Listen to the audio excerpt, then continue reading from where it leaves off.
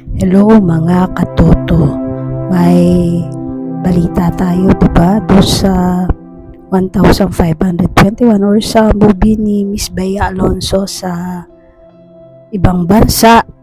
Sabi 4 lang daw yung nanood.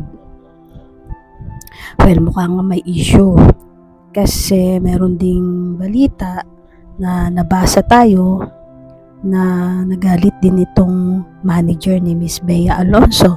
Siguro ito yung reason bakit hindi nag-promote si Ma'am Bea Alonzo. Bakit nga ba? Comment down below, guys.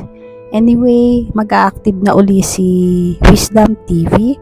Pasensya na kayo kung medyo naging busy tayo kasi may mga inasikaso tayo, mga bagay-bagay. Pero sa ngayon, kahit na short lang or kahit na long, ay magpo-post tayo araw-araw.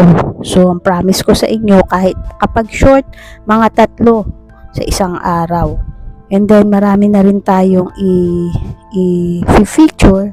So, mauuna siyempre dyan si Miss Bea at saka si Mr. John Lloyd Cruz. So, pero alam nyo guys, gusto ko rin mapanood to kapag napalabas dito sa ating bansa. At baka nga maganda. Malaman din natin kung ano yung mga naging dahilan at ito ay hindi ipinopromote. Pagka nagkaganyan man is may mga legality ba or may effect sa contracts.